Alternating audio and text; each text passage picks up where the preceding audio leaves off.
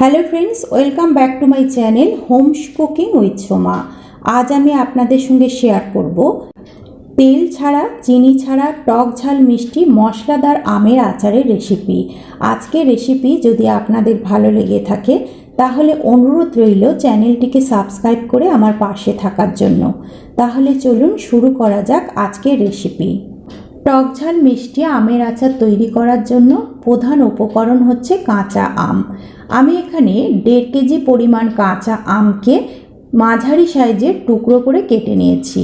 আমি আচারটা করছি খোসা সমেত আমের, তাই গোটা আমকে প্রথমে ভালো করে ধুয়ে নিতে হবে। তারপর আমটাকে শুকনো করে এরকম ছোট ছোট টুকরো করে কেটে নিতে হবে। এখন আমি একটা বড় স্টিলের পাত্র নিয়ে নিয়েছি। অবশ্যই স্টিল কিংবা কাঁচের পাত্র আপনারা নিয়ে নেবেন। আর এর মধ্যে আমি টুকরো করে কেটে রাখা আমগুলোকে ঢেলে নিচ্ছি। এখন এই আমের মধ্যে দিয়ে দিচ্ছি 2 চা চামচ মতো নুন। টক আমের আচারের থেকে মিষ্টি আমের আচারে নুনের পরিমাণ একটু কম ব্যবহার করতে হয়। আর এর সঙ্গে দিয়ে দিলাম 1 টেবিল চামচ মতো গুঁড়ো হলুদ। নুন আর হলুদটাকে আমের সঙ্গে অন্যান্য আচারের মতো ভালো করে মিশিয়ে দিতে হবে। নুন হলুদ যখন ভালোভাবে মেশানো হয়ে গেল তখন আমি এর মধ্যে মিষ্টির জন্য ব্যবহার করব 1 কেজি আখের গুড়। 1.5 কেজি আমের জন্য আমি ব্যবহার করছি 1 কেজি আখের গুড়। এতেই যথেষ্ট পরিমাণ আচারটা মিষ্টি হয়েছিল। আপনারা যদি আরও মিষ্টি খেতে চান তাহলে সম পরিমাণ আখের গুড় ব্যবহার করতে পারেন। তাতে আচারটা একদম আঠালো হয়ে যাবে আর আমগুলো শক্ত হয়ে যাওয়ার সম্ভাবনা থাকবে। এখন আমি এই আখের গুড়টাকে খুব ভালো করে আমের সঙ্গে মাখিয়ে দিচ্ছি। প্রথম অবস্থাতে আখের গুড়টা মাখাতে একটু অসুবিধা হবে। নুন দেওয়ার জন্য আম থেকে জল ছাড়তে আরম্ভ করবে আর খুব ভালোভাবে আখের গুড়টা মাখানো হয়ে যাবে। গুড় আর আম ভালোভাবে মাখিয়ে নিয়ে 30 থেকে 45 মিনিট মতো ঢাকা দিয়ে রেস্টে রেখে দিতে হবে। এর ফাঁকে আমি একটা মশলা তৈরি করে নিচ্ছি।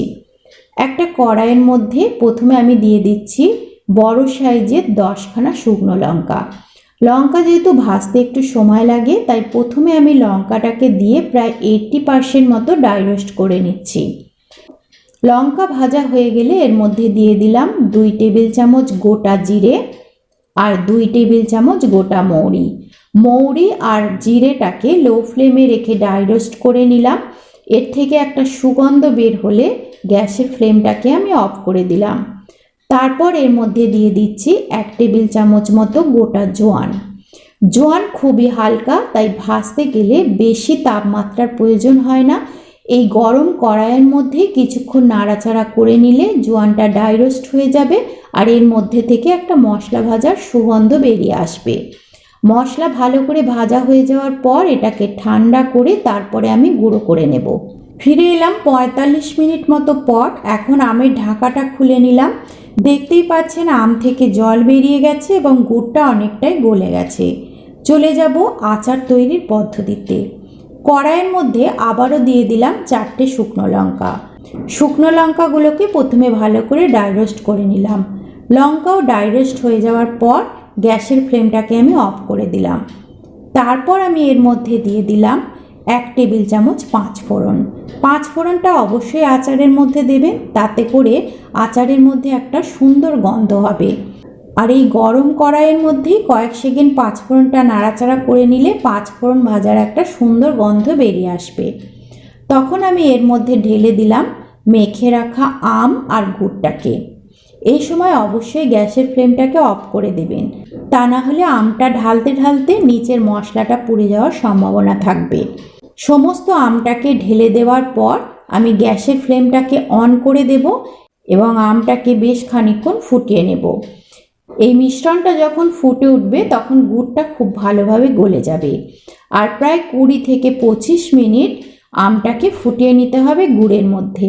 আর মাঝে মাঝে অবশ্যই একবার নাড়াচাড়া করে দিতে হবে যাতে কড়াইয়ের তলার মধ্যে আচারটা লেগে না যায়। প্রায় 20 মিনিট মতো আমি আচারটাকে ফুটিয়ে নিয়েছি। এখন দেখতেই পাচ্ছেন আমগুলো অনেকটাই গলে গেছে আর আমের কালারটা চেঞ্জ হয়ে গেছে আর গুড়টা অনেকটা ঘন হয়ে গেছে। এই সময় আমি আচারের মধ্যে দিয়ে দিলাম ভেজে রাখা মশলাটা দিয়ে ভালো করে মিশিয়ে দিচ্ছি। মশলাটা আমি একটু আগে ব্যবহার করলাম যাতে সমস্ত ফ্লেভারটা আচারের মধ্যে খুব ভালো করে মিশে যায়। আচার আর মশলা ভালো করে মিশিয়ে দেওয়ার পর আরও মিনিট 5 মতো আমি আচারটাকে ফুটিয়ে নেব। তারপর আমি চেক করে নিচ্ছি যে আচারটা তৈরি হয়েছে কিনা। একটা প্লেটের মধ্যে আচারের কিছুটা রস আমি তুলে নিলাম। তারপর সেই রসটাকে ঠান্ডা করে আমি প্লেটটাকে কাত করে দেখে নিচ্ছি। রসটা দেখুন অনায়াসে গড়িয়ে আসছে, তাহলে বুঝতে হবে আচারটা আরও কিছুক্ষণ ফুটিয়ে নিতে হবে। আরও 2 মিনিট মতো আচারটাকে আমি ফুটিয়ে নিয়েছি। এবারে আমি আবার চেক করে নিচ্ছি।